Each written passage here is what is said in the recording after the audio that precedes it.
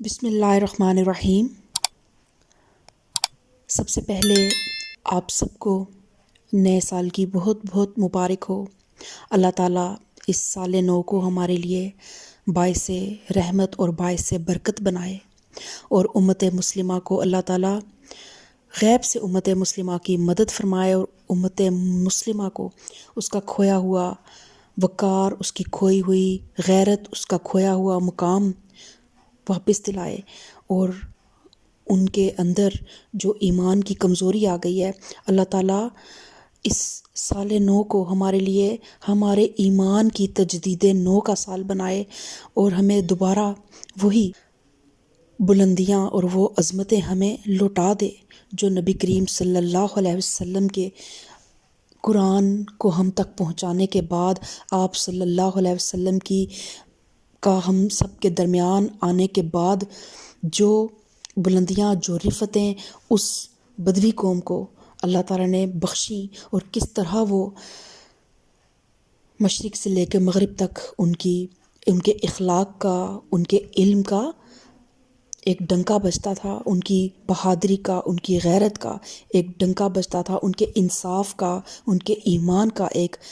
ڈنکا بجتا تھا۔ اس طرح اللہ تعالیٰ امت مسلمہ کو دوبارہ ان کی کھوئی ہوئی وہ عظمت لوٹا دے، آمین ثم آمین۔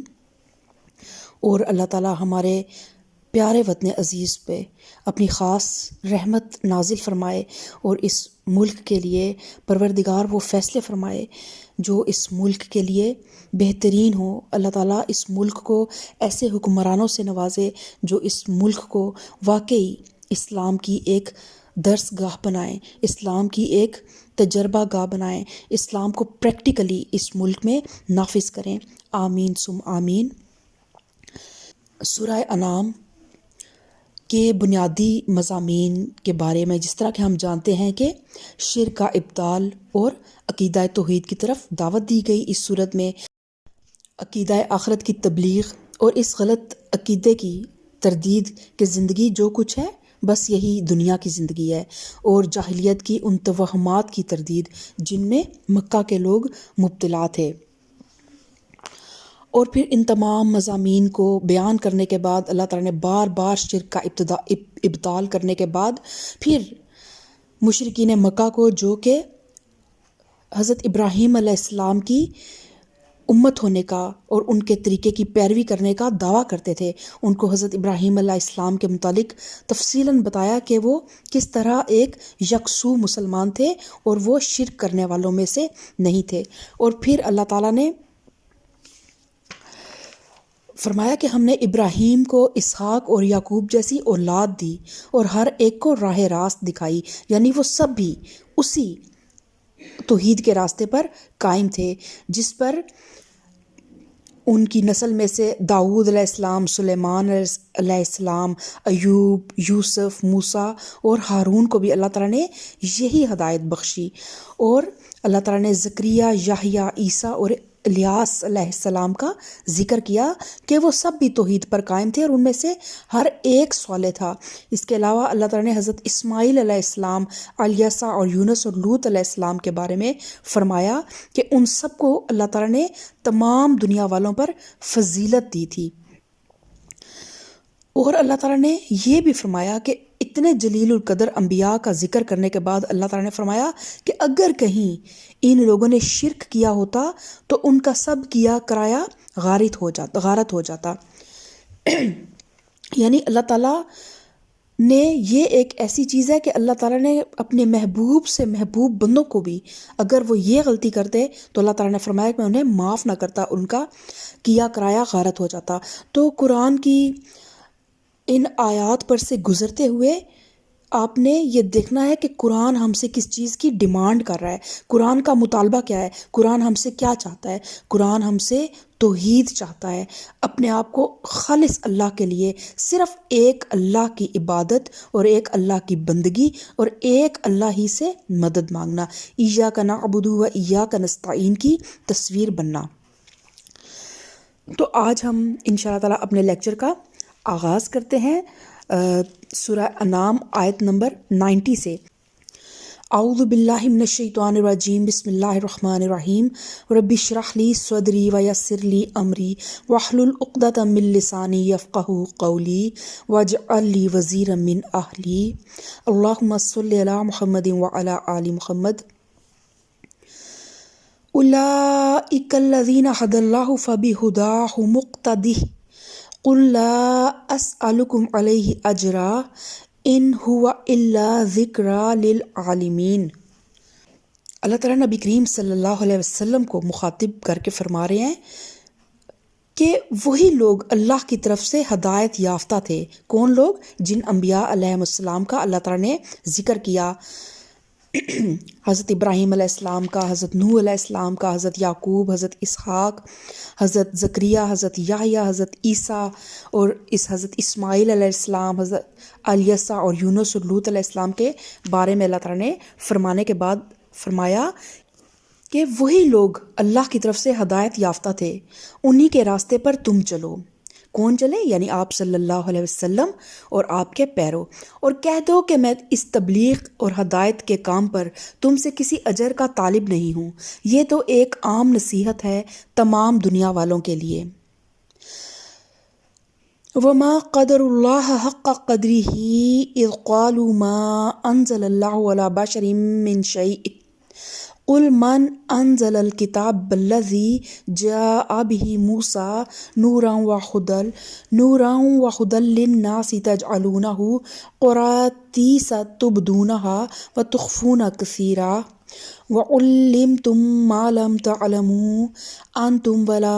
آباؤکم قل للہ ثم ذرہم فی خوضہم یلعبون۔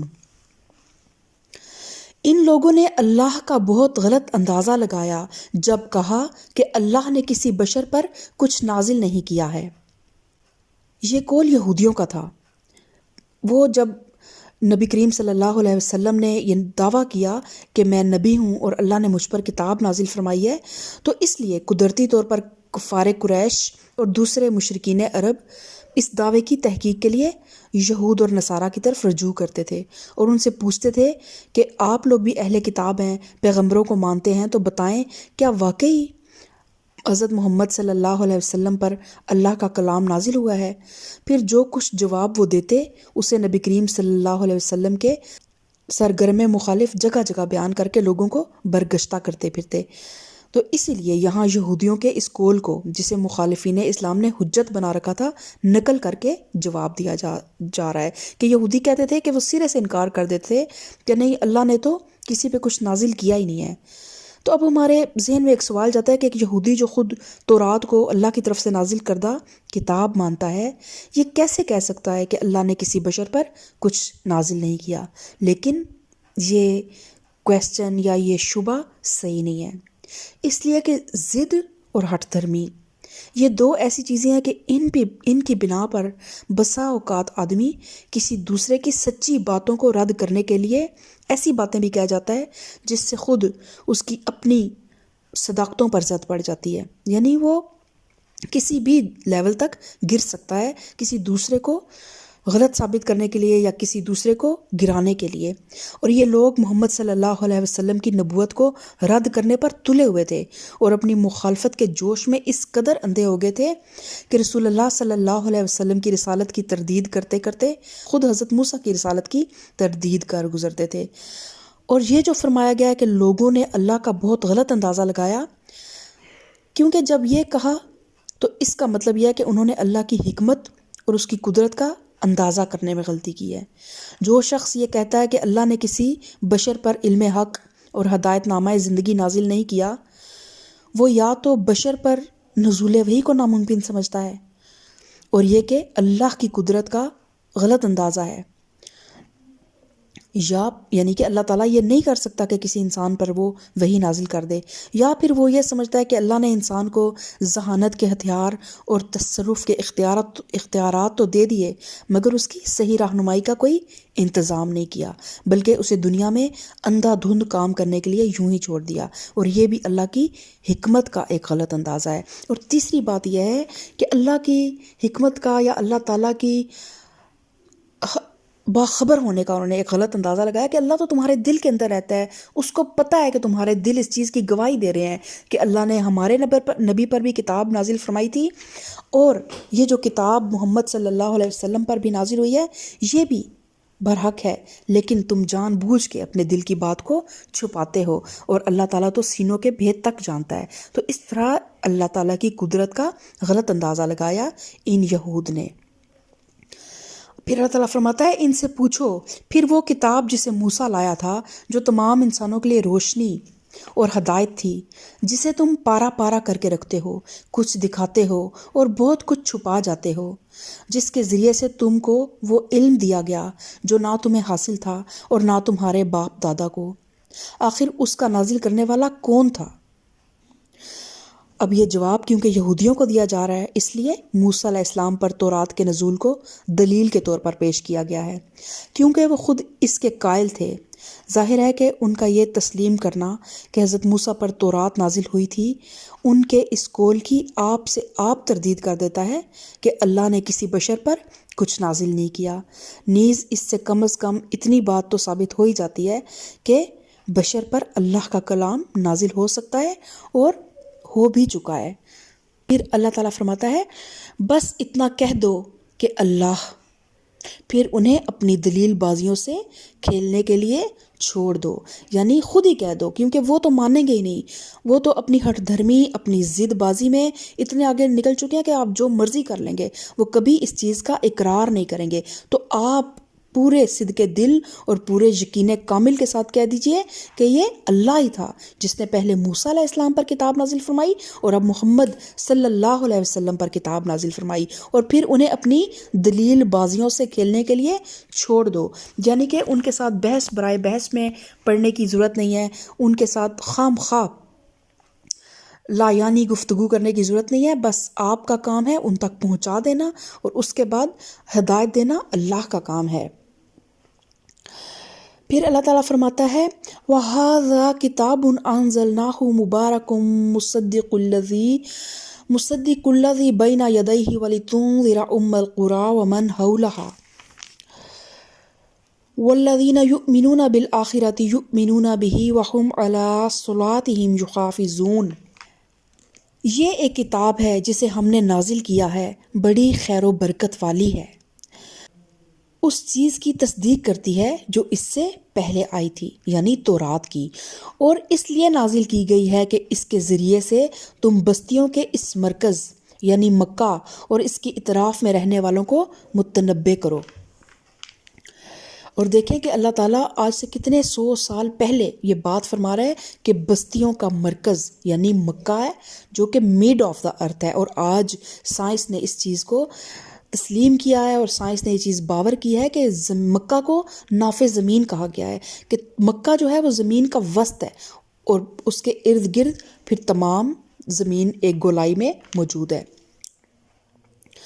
اور جو لوگ آخرت کو مانتے ہیں وہ اس کتاب پر ایمان لاتے ہیں، اور ان کا حال یہ ہے کہ اپنی نمازوں کی پابندی کرتے ہیں۔ یعنی پہلی دلیل اس بات کے ثبوت میں یہ تھی کہ بشر پر خدا کا کلام نازل ہو سکتا ہے اور عملاً ہوا بھی ہے۔ اب یہ دوسری دلیل اس بات کے ثبوت میں ہے کہ یہ کلام جو حضرت محمد صلی اللہ علیہ وسلم پر نازل ہوا ہے یہ اللہ کا کلام ہے، اور اس حقیقت کو ثابت کرنے کے لیے 4 باتیں شہادت کے طور پر پیش کی گئی ہیں۔ ایک یہ کہ کتاب یعنی قرآن پاک بڑی خیر و برکت والی کتاب ہے، یعنی اس میں انسان کی فلاح و بہبود کے لیے بہترین اصول پیش کیے گئے ہیں، اور صحیح عقائد کی تعلیم ہے، بھلائیوں کی ترغیب ہے، اور اخلاق فاضلہ کی تلقین ہے، پاکیزہ زندگی بسر کرنے کی ہدایت ہے، اور پھر یہ جہالت، خود غرضی، تنگ نظری، ظلم، فحاشی اور دوسری ان برائیوں سے جن کے انبار تم نے اپنی کتب مقدسہ میں جمع کر رکھے ہیں ان سے بالکل پاک ہے۔ دوسری یہ کہ اس سے پہلے خدا کی طرف سے جو ہدایت نامے آئے تھے یہ کتاب ان سے الگ ہٹ کر کوئی مختلف ہدایت پیش نہیں کرتی،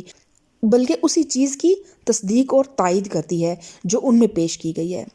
تیسرے یہ کہ یہ کتاب اسی مقصد کے لیے نازل ہوئی ہے جو ہر زمانے میں اللہ کی طرف سے کتابوں کے نزول کا مقصد رہا ہے، یعنی غفلت میں پڑے ہوئے لوگوں کو چونکانا اور کجروی کے انجام بد سے خبردار کرنا۔ چوتھے یہ کہ اس کتاب کی دعوت نے انسانوں کے گروہ میں سے ان لوگوں کو نہیں سمیٹا جو دنیا پرست اور خواہش نفس کے بندے ہیں، بلکہ ایسے لوگوں کو اپنے گرد جمع کیا ہے جن کی نظر حیات دنیا کی تنگ سرحدوں سے آگے تک جاتی ہے، اور پھر اس کتاب سے متاثر ہو کر جو انقلاب ان کی زندگی میں رونما ہوا ہے، اس کی سب سے نمایاں علامت یہ ہے کہ وہ انسانوں کے درمیان اپنی خدا پرستی کے اعتبار سے ممتاز ہیں، کہ دن میں 5 بار وہ اپنے رب کے آگے کھڑے ہو جاتے ہیں، ایک عاجزی کا اظہار کرتے، اپنی عاجزی کا اظہار کرتے ہوئے اور اپنی بندگی کا اظہار کرتے ہوئے، اور اپنی نمازوں کی وہ حفاظت کرتے ہیں۔ تو کیا یہ خصوصیات اور یہ نتائج کسی ایسی کتاب کے ہو سکتے ہیں جسے کسی جھوٹے انسان نے گھڑ لیا ہو، جو اپنی تصنیف کو اللہ کی طرف منسوب کر دینے کی انتہائی مجرمانہ جسارت تک کر گزرے؟ تو پھر اللہ تعالیٰ فرماتا ہے وَمَنْ أَظْلَمُ مِمَّنِ افْتَرَىٰ عَلَى اللَّهِ كَذِبًا أَوْ قَالَ أُوحِيَ إِلَيَّ وَلَمْ يُوحَىٰ إِلَيْهِ شَيْءٌ وَمَنْ قَالَ سَأُنزِلُ مِثْلَ مَا أَنزَلَ اللَّهُ وَلَوْ تَرَىٰ إِذِ الظَّالِمُونَ فِي غَمَرَاتِ الْمَوْتِ وَالْمَلَائِكَةُ باسطوا أيديهم أخرجوا أنفسكم اليوم تجزون عذاب الهون بما كنتم تقولون على الله غير الحق وكنتم عن آياته تستكبرون۔ اور اس شخص سے بڑا ظالم اور کون ہوگا جو اللہ پر جھوٹا بہتان گھڑے یا کہے کہ مجھ پر وحی آئی ہے، درآں حالے کہ اس پر کوئی وحی نازل نہ کی گئی ہو، یا جو اللہ کی نازل کردہ چیز کے مقابلے میں کہے کہ میں بھی ایسی چیز نازل کر کے دکھا دوں گا۔ کاش تم ظالموں کو اس حالت میں دیکھ سکو جب کہ وہ سکرات موت میں ڈبکیاں کھا رہے ہوتے ہیں، اور فرشتے ہاتھ بڑھا بڑھا کر کہہ رہے ہوتے ہیں کہ لاؤ نکالو اپنی جان، آج تمہیں ان باتوں کی پاداش میں ذلت کا عذاب دیا جائے گا جو تم اللہ پر تہمت رکھ کر ناحق بکا کرتے تھے اور اس کی آیات کے مقابلے میں سرکشی فرماتے تھے۔ اور اللہ فرمائے گا لو اب تم ویسے ہی تن تنہا ہمارے سامنے حاضر ہو گئے جیسا ہم نے تمہیں پہلی مرتبہ اکیلا پیدا کیا تھا، جو کچھ ہم نے تمہیں دنیا میں دیا تھا وہ سب تم پیچھے چھوڑ آئے ہو، اور اب ہم تمہارے ساتھ تمہارے ان سفارشیوں کو بھی نہیں دیکھتے جن کے متعلق تم سمجھتے تھے کہ تمہارے کام بنانے میں ان کا بھی کچھ حصہ ہے۔ تمہارے آپس کے سب رابطے ٹوٹ گئے اور وہ سب تم سے گم ہو گئے جن کا تم زوم رکھتے تھے۔ تو اللہ تعالیٰ ہمیں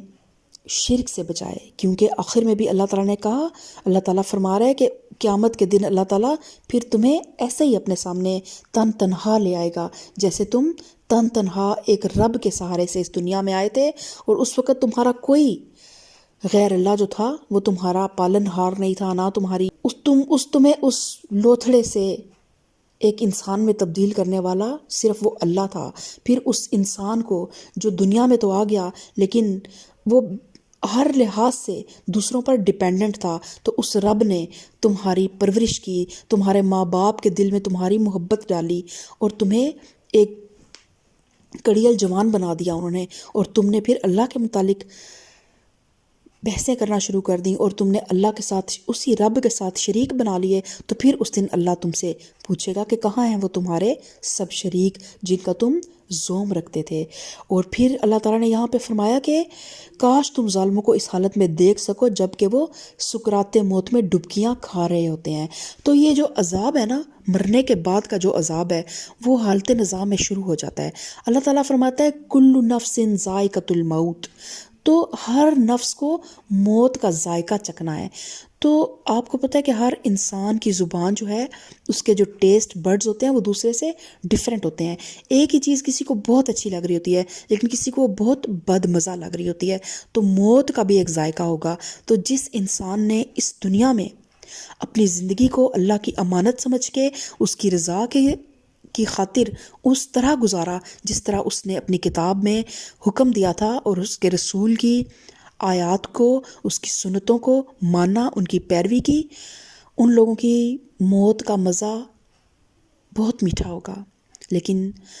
جن لوگوں نے اللہ کی نافرمانی کر کے اس دنیا میں عیاشیاں بھی کیں، اللہ کی سب نعمتوں کو استعمال بھی کیا، کھایا پیا اور پھر رب کا شکر ادا نہ کیا، ان کی موت سے پہلے ہی ان کا عذاب شروع ہو جائے گا۔ اور یہ عذاب موت سے پہلے بھی ہوگا، مرنے کے بعد بھی ہوگا، قبر میں بھی ہوگا اور برزخ میں بھی ہوگا، اور قیامت کے دن تو پھر وہ بڑے عذاب کی طرف دھکیلے جائیں گے۔ تو اللہ تعالی ہم سب کو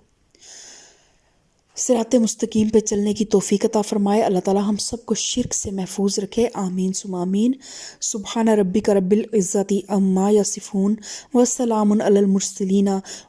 والحمد للہ رب العالمین۔